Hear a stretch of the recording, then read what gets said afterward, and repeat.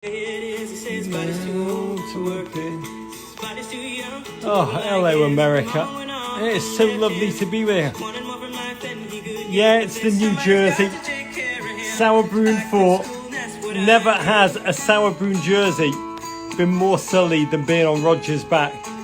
But my God, I had to.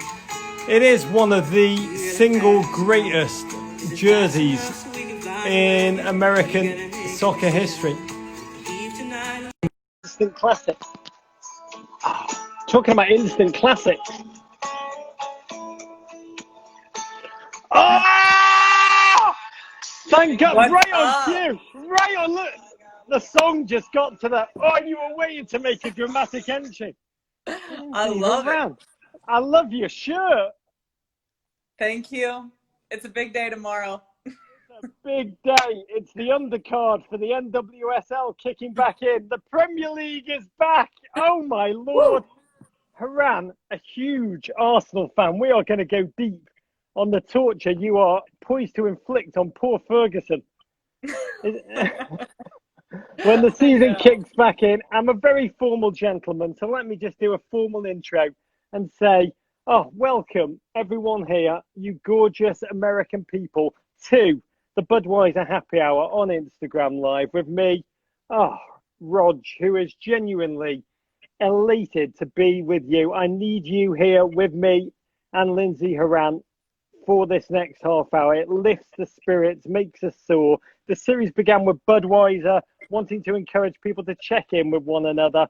So here we are, checking in over a Bud. Me, my first third one of the day, with one of the most gifted and dominant footballers in the American game, male or female, I revere her, from Golden, Colorado, via the mighty Portland Thorns and your World Cup winning US women's national team. It's a joy to sit here, drink a Bud or two or three, with the great Horan. Lindsey, cheers to you. Cheers. Thanks for having me. My Lord, where are we finding you right now? I'm in Portland, the greatest city for football in America. You know what? I would not disagree with that. I get to travel all over the country and get to see just pockets of remarkable culture springing up in unbelievable places.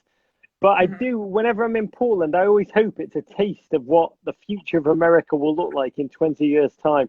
Tiny bit on the men's side, but for all women's sports all over the world when you get to go to a Thorns game. Oof. Thorns games are the absolute best. Riveters, best fans in the world. America. Football, thank God, as your jersey and my jersey suggest, is poised to come back into our lives. But we have lived 100 days without the game. What did you miss most about the sport you loved during the pause? So much. I think it was just hard not being able to play and knowing that we were supposed to have a season and each day that, the first game, the home opener, I think that day really hit me hard, and I was just, I was back in Denver, and it's tough. But we were going through a pandemic, and you had to think about, everything else before the game. So I think it was kind of a tough shift for all of us athletes. And that means all athletes all over the world. So I think it was hard, but I think we got to improve in different ways and take whatever positive we could out of the situation. One of the things that I've experienced over the past 100 days, that absence has made the game that I appreciate, made me appreciate it in new ways. Like when the Premier League kicks off tomorrow, even when Everton get absolutely destroyed at the weekend, I will love every second and almost savor that. I will never take it for granted. And as a fan, I'll never just, I look at it in a different light. As a player, has the absence made you appreciate the game of football in different new ways at all? Yeah, absolutely. I think my first training back here with the Thorns, I was all over the place. I was so excited. And I think it's going to be similar when we get back out in the Challenge Cup. I think, we obviously don't want to take this game for granted, but you only get a certain amount of time to play in this these past 2 to 3 months, it was kind of taken away from us. And I think it did speak a lot to me and how much this game means to me and brings all of us players together. And it's our passion. It's crazy how much it does mean. Football is about to come back into our lives tomorrow with the Premier League. Big Arsenal energy. Even more importantly, June the 27th, the NWSL returns with the Challenge Cup. I've been fascinated by the vast number of professional footballers using their platforms over the past 3 months for the power of good at a time of chaos. Raheem Sterling has become the consciousness of the Premier League. Marcus Rashford, just 22 years of age. Take my hat off to Marcus. He's become the leader of the free world. Megan Rapinoe won the World Cup while fighting a cultural war last summer. Everything that's going on, does it make you think about using your platform in new and different ways? Yeah, I think, a lot of the Rashford stuff came out even this morning. And I think even over the past few years, us younger individuals on the team, we didn't think that our platform was that important, and we didn't really have this voice that everyone wanted to listen to. And I think even during this time, it's been more apparent that it is important, and we do have an influence on a lot of people, and our voice does matter, and it helps, and it can help improve things. So I think, someone like Megan Rapinoe, who took that risk years ago, is very inspirational. And looking back at it now, it's like, she sacrificed a lot for what she did, and now we can look at it, and a few years later, we know that we can make that stand, and we can use our voice and our platform, and all of these big athletes doing that. It's incredible.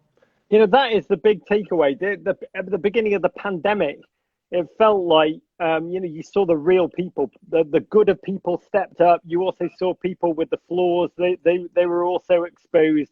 Same for people, organizations. So the same with football clubs. Clubs with values ultimately are the ones that are going to thrive in the future. And I respect hugely the Riveters, their connection with the Thorns and what they do. May football continue to stand for the force of good.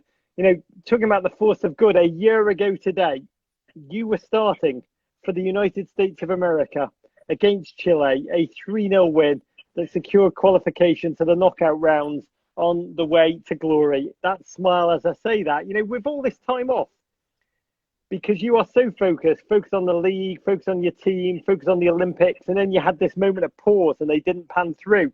Have you found your mind going back to France and processing memories of that World Cup glory? Yeah, and I've been able to see like lots of things pop up on my Instagram or teammates sending me certain photos and whatnot, and it's truly remarkable. We don't get a lot of time to kind of just sit there and realize what happened and what was done and that we won. Or like people coming up to me and being like, "Can you believe you're a World Cup champion?" Like, it kind of hasn't completely settled in. I don't get it. It's such a crazy feeling. But yeah, there are moments where I just kind of sit there and reflect on everything. And obviously my jersey that we celebrated with is hanging in my apartment in Denver, and with the goggles and everything. So that's the coolest thing to walk by every day. Oh, I bet. A question from a GFOP, Mary Beth Boscon. When you saw the video of your parents, your beautiful parents, reacting to that first ever World Cup goal, I mean, you are someone, I love your story. You focused on the dream. You went about just with all of your being, making that dream come real. Huge sacrifice, unbelievable moments of success, tenacity in the face of failure, going again. I mean, I teared up when you scored your first World Cup goal. Thank God somebody captured your parents' reaction. It's a beautiful video. Search it on the internet. What was your reaction when you watch your parents watching you fulfill your dreams and scoring on the world's greatest stage in a United States jersey? What does it make you feel when you watch that? I cried like a baby. I remember seeing it when we got on the bus after the game. My friend Jordan Angeli, shout out to her. She was the one that captured that video. and I think she got Sam's parents as well. But it is one of my favorite things from the World Cup when you mention the World Cup, seeing how excited and happy, and they don't know what's going on half the time, but when you score a goal, like they know what's going on. But it was, it almost makes me tear up now. It was so cute. Oh, it is a beautiful moment. Lindsey's mum and dad are just in the crowd. You score, they high five, other fans all over the place. Your dad is just hooting away. He's totally lost himself. And then Jordan, who's behind them, says, "What just happened?" And Lindsey's dad goes, and this just genuinely, when you watch it, it will make any of you who are parents or any of you who are kids, which I believe is all of you, Lindsey's dad shouts, "She scored! Our little girl scored!" Oh. And your mum gives 2 thumbs up, looks like she's about to cry. I've got to say, if that happened to me, I would watch that video all the time. To you and all Horans and America, a lot of viewers want to know your thoughts about the mighty NWSL Challenge Cup. Hello, Utah. A viewer, Anna Monzon Wenandi, wants to know, Linz, how do you feel mentally as you prepare to descend into the bubble? Yeah, it's been a little rocky for me personally. I think when this first came about, everyone was just like, what is this? And it's so new, and especially being, the first professional league to, start a league or a tournament, which also kind of goes unnoticed. But yeah. By the way, that pisses me off, by the way. That pisses me off more than I can say. I know I'm not allowed, but go on, keep going. It's typical.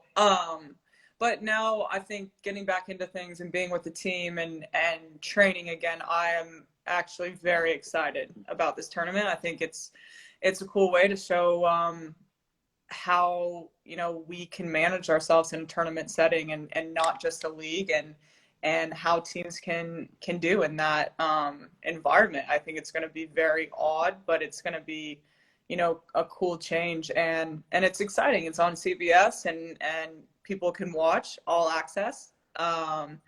And yeah, it's gonna be cool how you see teams manage players and manage their whole team in general, and go into kind of like a World Cup style tournament. It is. It's a club World Cup with some of the greatest players in the women's game coming together to just try and conquer. You play the genuinely terrifying, I'm sure you don't agree, North Carolina Courage on June the 27th. Opening day. Red Stars play Pride that day. GFOP at Jeffrey Creel asks, Lindsey, this is a dark question. What caused the Thorns drought at the end of the last season? 1 goal in 6 games. And has it been addressed? How do you understand it? How do you process it? What do you mentally say to yourself? That is a dark question. I'm a dark person. Yeah, that's the one you chose? No, no, it's funny. I think pretty much everyone can say this after last season. It's hard after World Cup going back into a season and performing and going out and putting everything you have out there. And I think the Thorns took it pretty hard. I think a lot of players were all over the place. And again, I do agree. We were in a bit of a drought and we weren't playing at our best. And I think with that being said, we still made it to the semifinal. So that says a lot about our team and our mentality, and yeah. And the new jerseys are going to help us out this year. I'll tell you what. New jersey. By the way, where were you when you said? Because I've got to say, I just want to say, I have no relationship to the Thorns or this jersey or to Nike, but when I saw this jersey, holy crap! I've got to tell you, there's the 1994 US Men's National Team jersey, the denim, the stonewashed denim, which I think is a classic. I mean, I have to say, the Chicago Red Stars, you won't agree with me, their new jersey, the NWSL doing jerseys right. Those 3 jerseys, to me, there's a pantheon of great American jerseys that are up here, and then there's some incredibly terrible bloody American jerseys. It's a conversation for another day. But where were you when you first saw this beautiful jersey, and what did it make you feel when you saw it? Because it is, even though it's on my body and the worst representative for this jersey, it is stunning. No, it looks good on you. Tell you what, America. the Thorns sent me it when I was home in Denver, and I got to unveil it, have a video. Ferguson started tearing it apart. They're normal, but it's so cool. I think it's number one in the NWSL, but I do agree there are certain teams that did a good job. Oh, NWSL killing it in the design and football culture reality. At Audrey M did. The last question was Dart. This one taking us to a happy place. Which new teammate are you most excited to play with? Ooh, that's a good one. It's hard. We have a big change this year. You know, we have players like Morgan Weaver, Sophia Smith coming in, Rocky. I think Rocky's a big one for me just because I had never played with her, and kind of stepping in here, you know, she's going to be a midfielder with me, and she's incredible. I think she is super intelligent on the ball and likes to play and knows how to play some good, you know, football. So it was kind of seamless stepping in with her and playing, and I've had a really enjoyable time. So anyone else that come to mind that rhymes with Schmecky Bowerboom? I mean, that goes without saying. Are you kidding me? We don't even need to talk about Becky. It's amazing. She is like, I always say, if Ruth Bader Ginsburg and Virgil van Dijk just spawned an offspring, it would be, I mean, she is Ruth Bader Ginsburg in cleats in every way. And I cannot wait to see the two of you take the field together for your club team. At Wendy Pitt, another dark question. There's a little warning for you here. How is camp without Sonnet? Were you devastated, or should I say, how devastated were you when she left for Orlando? It's hard to imagine life without the two of you playing on the same team. I got to be candid. Yeah, it's funny. I probably talk to Sonnet 3 FaceTimes a day just to keep our relationship normal. You know, I get a random call like morning, probably lunchtime, probably dinner time. No, it is really weird. I never thought it would happen with Sonnet and I, and it was pretty depressing for us both, I think. But that being said, you know, Sonnet's done so much for this club, and she has so much to offer. And this is getting serious, which never happens with me and Sonnet. But I'm really pumped for her being in a new club and seeing what she can do. It's not against us, but everyone else. Like I'm not excited about playing against Sonnet. Like she's gonna be psycho. But no, I am pumped for her. I think she needs a change, and it will be good for her. Just remember the Skechers scam when you play against it. Just put a pair of Skechers in your locker before you take that field, and I bet you are. I'm mad for you. I'm Team Lindsey Horan. I've got to tell you, that was an elaborate con. That was years. Yes. Years of pranking. Yes, it was like a long con, and the thought of the two of you not being together is like Waffle House without smothered and covered. I can't even conceive it. So we will move on. At C. Treichman wants to know, what are you working on, Lindsey, this season as an individual player? Like I'm working on my centre parting. What are you working on to keep focusing and improving? Well, if I tell you, then everyone's going to know what this new specialty is going to be. I know. No. There's a lot of things that even this little mini off season that we had that I got to really focus down on, and I'm excited. I think for me, it's more just being impactful in the attacking third and seeing different ways that I can do that, whether it's a shot, a final pass, or whatever. I want to do more, and I think that's, you know, something that's big in my position and big in me as well. Last lofty question before we descend into the madness. At What Up with Wendy, when people have doubted you in the past, Lindsey Horan, how do you keep motivated to follow your dreams? It's a poetic question, a beauty. I think we all need to hear the answer to this. Well, I think the doubt in general is such a huge motivation for me. I think that's something that like actually pushes me. I love when people doubt my abilities or something that I aspire to do or a dream of mine. I think it does push me, and I take it as motivation, as do a lot of athletes. So it's kind of great when that happens, because we all like love that pressure and not like necessarily proving them wrong, but proving to yourself that you can make it happen and you can make your dream come true or whatever. So I think that's a cool way of looking at it. How do you deal with self-doubt then? Because I always say to people, like, you cannot hate me more than I hate myself. So it's a very liberating perspective to take into the world. But how do you, as an elite athlete, if it does translate through to self-doubt, how do you handle that? Yeah, it's tough. I think for all athletes, that's the number one thing that we battle against. And it's kind of just finding like what makes you come back to earth really, and makes you realize, you know, what you're doing. And like I always come back to, you know, I'm playing the game that I love as my job, and it doesn't get better than that. So all this self-doubt and you know, struggles that you go through, it's all kind of part of it, but you're all doing it for, you know, this game that you love, and you know, pushing yourself harder and harder. But you just have to remember, like, this is so much fun, and you love football. And I think that's something that I always kind of come back to and remember. Oh, Lindsey Horan, that was my favorite moment of the week by far, hearing you say that. That is beautiful human poetry. Genuinely is uplifting. We are about to descend into the Lindsey Horan fan-generated questions. It is a dark world of creativity and sketcher-inspired conspiracy theories.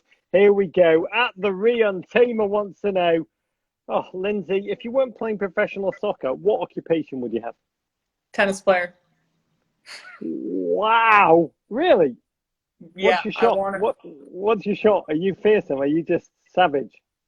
No, I thought I was really good. Honestly, like I was just like, oh, I can play against my brother. If I can rally against him, like I'm legit. Yeah, I'm not. Not a lot of people know this. Lindsey's brother's name is Roger Federer. Yeah, so you had designs Wait, coming he's my through. favorite tennis player. Oh, he's one of the very few good Rogers. There's like me and Goodell and Clemens. We're all awful people. And then there's like Roger Federer is just like holding it up for the rest of us. Were you? Yeah. Was that when you were coming through? Were you like, you know what, I can do this? Until what age? For tennis? Mm-hmm. Oh, I started pretty late in my career, my tennis career. It's not like I ever was trained. I just like started, you know, playing with my brother. And I love was like, that. I love your mentality. I got this. At Audrey M wants to know, if you were an ice cream, what flavor would you be? It's the same question as the tennis one. What flavor ice cream would Lindsey Horan be? Well, when you say ice cream, it's kind of more like what flavor do I want right now, which would be, I know, like a nice like chocolate chip cookie dough. Oh my Lord! S'mores? Now you're talking my language. I'd take some honey ice cream. No one was asking, but I would be Budweiser flavor. Ariel Butler, not a question, but can you tell Lindsey that my roommate and I named our quarantine beer pong team the Horanimals? Better than winning a World Cup, that, right? That is quality. It is. Good it for is. them. Balls back is all I'll say to you. Lots of questions about dogs or dog. Your French bulldog puppy, the mighty Ferguson, the best Fergie since Sir Alex. Is Ferguson around? And at Caitlin Shaw wants to know, how has life changed since becoming a dog owner? Oh, life is so much better. Ferguson is around. Thank God he's taking a nap right now because he could have been barking the whole time. Ferguson is incredible. He just makes life like that much better. I get to come visit him every day. I mean, and he's just like a positive vibe whenever I need it. You know what? I'm on the brink of becoming a dog owner. Apart from the fact that I'm reckless and totally, but like hearing people like you talk about that life change in that moment, it's also a French bulldog too. They're the best. Oh, it's the greatest thing out of France since. Oh, you know what? I can't think of anything else. So it's just Ferguson. At Ms. Evade want to know. These are the hard-hitting questions that everyone in the football world is asking. Who would win a game of one-on-one, Ferguson or Emily Sonnet's dog, Bagel Bongo? Well, it's just not fair. Ferguson's not Good answer. He's very agile, but Bagel's pretty quick. But Ferguson can dribble a ball if you really get him to try. So I don't know. It might be tough. By the way, I like the way you've clearly thought this one through before I even asked it. There's been some time spent thinking about this one. Emily Curdes, how excited is Lindsey about Arsenal's return tomorrow against Manchester City? And how excited is Ferguson to watch his first Arsenal game? Let's discuss both.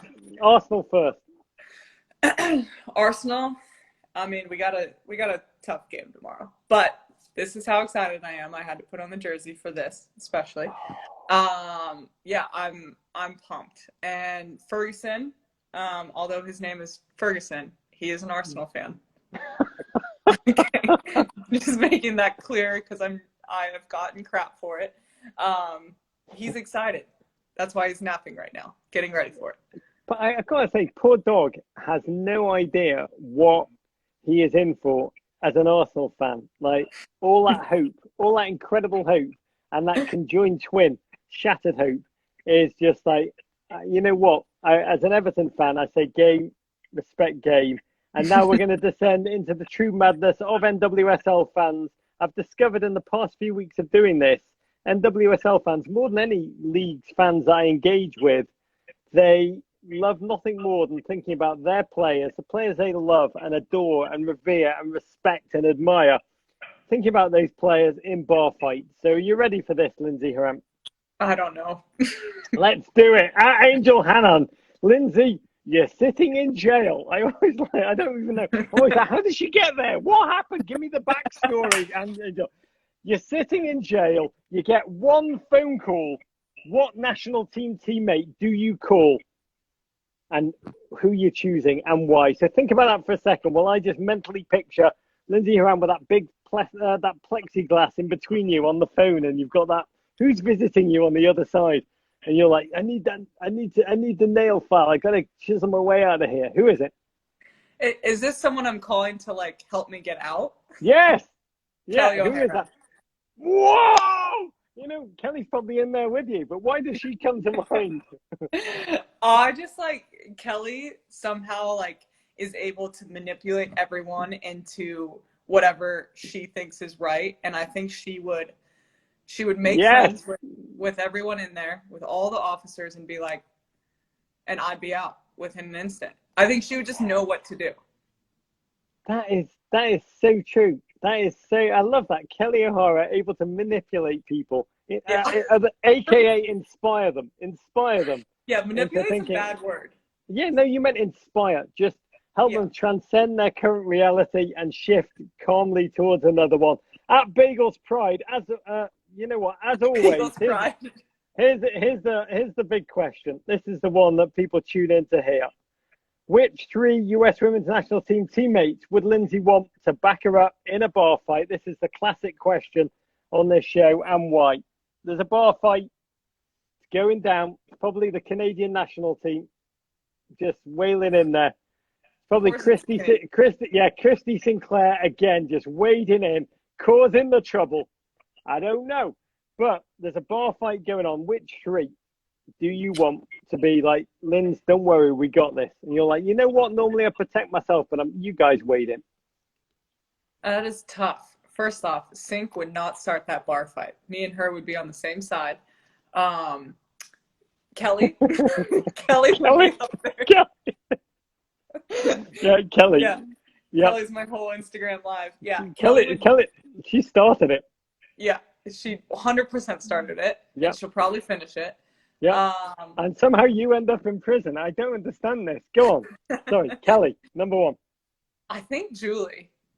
I mean, like, what? You have to take Julie. Why Julie? I agree, but why Julie? She's just like, she will smash people. Yes. I see her on the field, and it's going to translate into the bar. She loves the taste of her own blood in her mouth, Julie. Yeah. She's that person. God, she lives for it. One more. You don't even need one more, but one more, just for the hell of it. I don't know. I think I would randomly take Alex. I think she can do it for me. Alex Morgan? Yeah. Wow, before God, the pregnancy.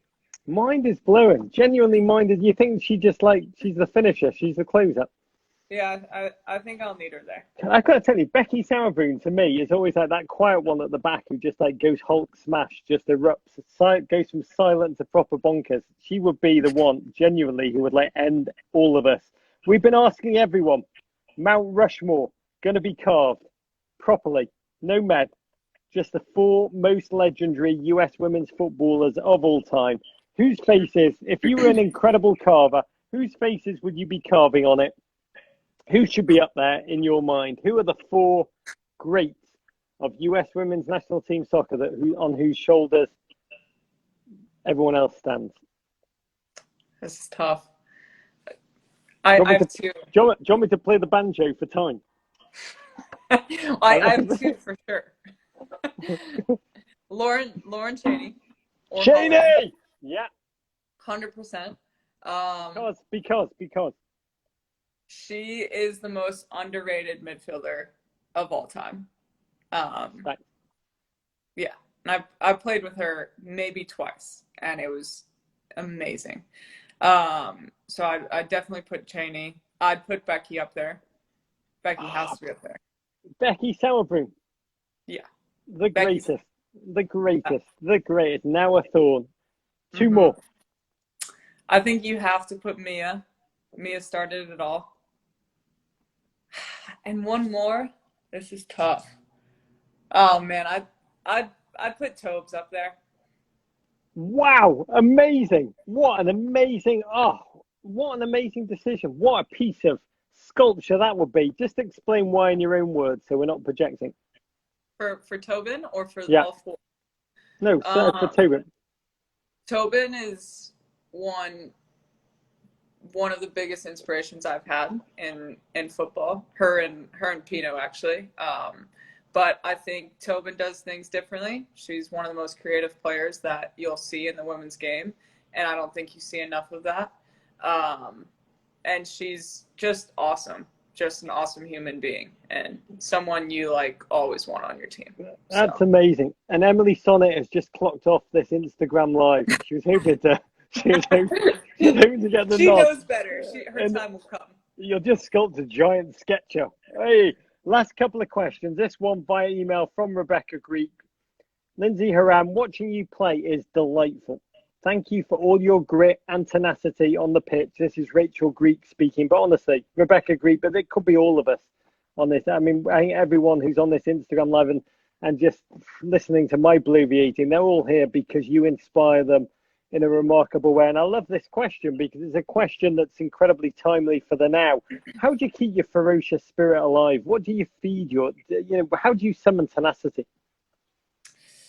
Well, I think us as professionals, we always look at what is to come and what we can improve on, and making sure that's a constant thing, that we never stay content, and there's always something more that we could be doing. And I think that's a big one for me. I think, you look at us and we just achieved so much winning a World Cup, but there's always like something more. And, the Olympics is a huge thing. And obviously it was postponed this past summer, but now we have a whole year to prepare for it. So look at it that way, that we can get that much better before it. So I think it's looking at it in those ways. What is the quality that you most rely on that's empowered you in this journey? As an American player that's dared to dream big dreams, made them come true with hard work, huge sacrifice, singular path. If you were to say one quality has gotten me, Lindsey Horan, from Colorado, big dreamer, to where you are today, what would that be? I think for me personally, it was work ethic. I think that was the reason I'm here. I think, everything I did as a young player has put me in these situations, got me to PSG, got me into the national team. It was this work ethic that I developed when I was, 12, 13. And it's continued on now. And it's such a simple thing to say, but it's true. I mean, I'm just thinking again of your dad turning to the camera and saying, Lindsey just scored, my little girl. And that is the most beautiful human thing of all. Last question for you. There's lots of people who are caught in the struggle right now. There's real suffering across our nation. Lindsey Horan, you are an inspiration. You really, really are. I've got to say, like, I interviewed you right before the last World Cup, and your story stayed with me in every single regard. And I feel I understand that so many people feel humanly inspired by your story, your journey, your football, and what you have given to create it. So I'm going to cede the floor to you for the last word. Can you finish with some words of optimism? What do you draw strength from in these challenging times? Yeah, well, thank you for saying all that. That was very nice.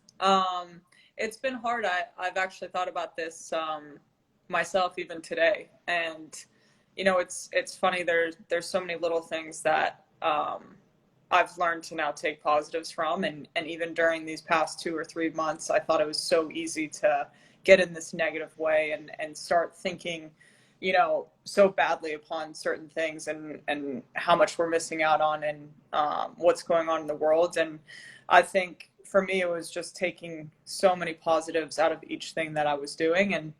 And something so simple as, tomorrow Arsenal plays Man City. I think that is such a big, exciting thing. And I know it's kind of crazy as we've just gone through a pandemic and there's so many questions and concerns, but I think it's something that makes me so happy to watch football again, and it's a positive light in my life. So I think, looking forward to that and getting excited for it and trying to now move towards these positive things to come, and hopefully the world will change again and things, will get better. But I think we need to start taking a lot of positives out of certain things now.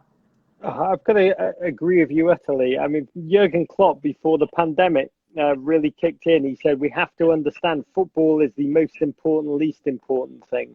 Mm-hmm. And the reality is it plays a critical role. I cannot wait for the Premier League to come back tomorrow and for the NWSL to come back on June the 27th. That feeling of connectivity that we have as a world, human beings with their differences coming together and savouring those human emotions of David Luiz capitulating at the last to hand Manchester City a disastrous victory, or Everton in the last minute, Origi scoring to break my heart. It does not matter. It makes us feel alive. I'll say, Lindsey Horan, when you play and you can hurt opponents in so many ways with your decision making, your creativity, you give us so much joy. You really, really do. I raise my bud in joy and tribute to you, to life, to love, to your Thorns of Portland, to the Riveters, and to all the players and teams taking the field in the NWSL Challenge Cup. We need it. We need it incredibly badly. June the 27th cannot come quick enough. Especially big love to all Horans, your mum and dad. Go and watch that clip, America.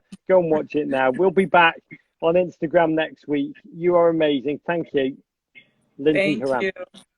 Oh. Thanks for having me. Any time. Courage, America. What's